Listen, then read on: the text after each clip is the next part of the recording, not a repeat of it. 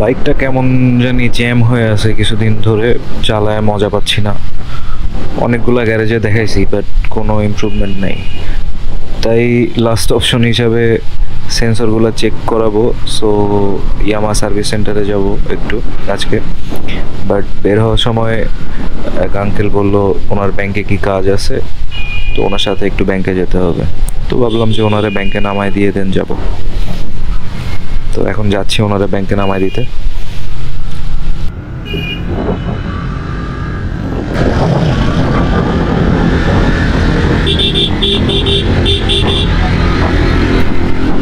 সকাল সকাল তো রাস্তাঘাট মোটামুটি ফাঁকা আছে, দু একটা অটো মাহেন্দ্রা।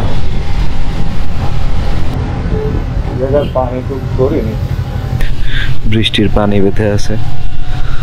আমি এখান দিয়ে বাইক জোরে চালাচ্ছি না, আস্তে আস্তে চালাচ্ছি, বাস কাদা শিখবে। এখন যাচ্ছি আমার সার্ভিস সেন্টারের দিকে। এই নতুন রাস্তাটায় যাব।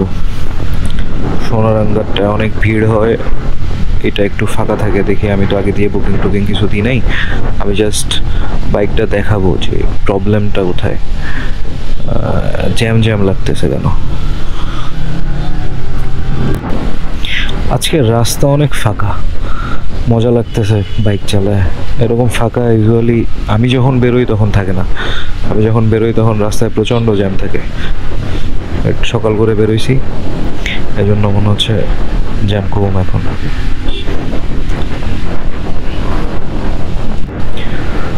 কোরবানির সময় কোরবানির পশুগুলা ট্রান্সপোর্টে অনেক কষ্ট পায়। ওই দিন দেখলাম একটা গরু ক্লান্তিতে মারা গেছে, এটা দেখে আমার খুব খারাপ লাগলো। এরা কেমনে নিয়ে আসে আমি বুঝি না, মারা যায় কেমনে একটা গরু।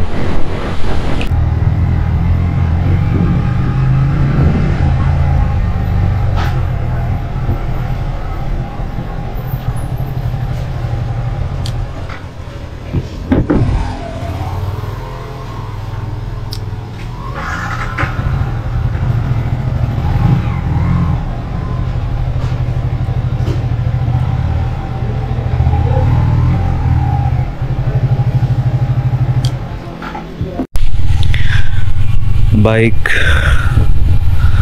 আমাকে বলা হইলো সার্ভিস দেওয়া লাগবে, তো চিন্তা করলাম যে বৃষ্টিতে অনেক চালানো হয়েছে, তো বাইকটা পুরোপুরি একটা সার্ভিস দিয়ে নিই। তো 800 টাকার যে প্যাকেজটা ওইটা দিলাম আর কি। বাট আমার মন ভরে নাই এখানে বাইক সার্ভিস দিয়ে। শুধু ট্যাঙ্কির ওই পোর্শনটা খুলে ওর ভেতরে একটু পরিষ্কার করলো, তাও খুলে যে ঠিকঠাক মতো পরিষ্কার করে ওইটা না, WD-40 দিয়ে ভেতরে ওই যে ময়লা ছিল ওর উপরে WD-40 দিয়ে মুছে দিল, ঠিক আছে। আমি আর কখনো এই ইয়ামাতে সার্ভিস করাইতে আসবো না। আমার এই সেন্টারটার সার্ভিস আমার পছন্দ হয় না। আমি বাকিগুলা কি অবস্থা আমি জানি না, তবে এখানে আসার পরে অনেক মানুষের অনেক অভিযোগ শুনলাম। কি বলবো, আসলে এইখানে যারা টেকনিশিয়ান এরা তো জব করে এখানে, সো ওরা প্যারা নিতে চায় না। অন্য বাইরে একটা গ্যারেজে গেলে যেমন তারা দেখে শুনে বুঝে কাজটা ঠিক করে দেয়, এরা পারে কেমনে শর্টে কাজটা শেষ করে দিতে। আমার এখানের সার্ভিস আমার মোটেই পছন্দ হয় নাই। আমি এই এই এই নতুন রাস্তার এইখানে আমি আর কখনো সার্ভিস দিতে আসবো না। আমি সবসময় এখান দিয়েই তেল ভরি। আমার পাস্ট বাইকেও আমি এখান দিয়ে তেল ভরতাম, আমি এই নতুনটাতেও এখান দিয়ে তেল ভরি। আমি খুলনায় অন্য কোনো পাম্পেতে তেল ভরি না। আমার অন্য কোনো পাম্পেতে তেল ভরলে মনে হয় যেন বাইক দমাচ্ছে, কিন্তু এদের তেলটা অনেক ফ্রেশ থাকে।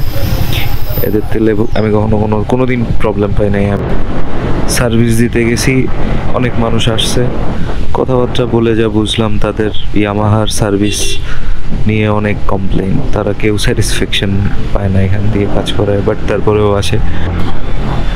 মানুষ যে পচায় লবণ কোম্পানি বলে, আসলে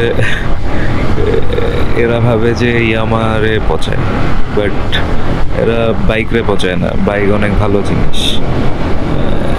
এরা পচায় হচ্ছে বাইকের ডিলারে, এরা এটা বুঝে না, এরা ভাবে যে ইয়ামাহারে পচাচ্ছে সবাই। আজকে সার্ভিস দিলাম আর আজকে যদি বৃষ্টি হয় তাইলে তো সব শেষ। আমি সার্ভিস দিছি আর বৃষ্টি হবে না? আকাশে তো দেখাচ্ছে প্রচণ্ড মেঘ, প্রচণ্ড না, টুকটাক ভালোই মেঘ আছে, 2-1 ফোঁটা মনে হয় গায়ে পড়লো, কিন্তু চলে যাই তাড়াতাড়ি, বাসায় চলে যাই। সো গাইস, আজকের ব্লগ এ পর্যন্তই। Thank you, bye by.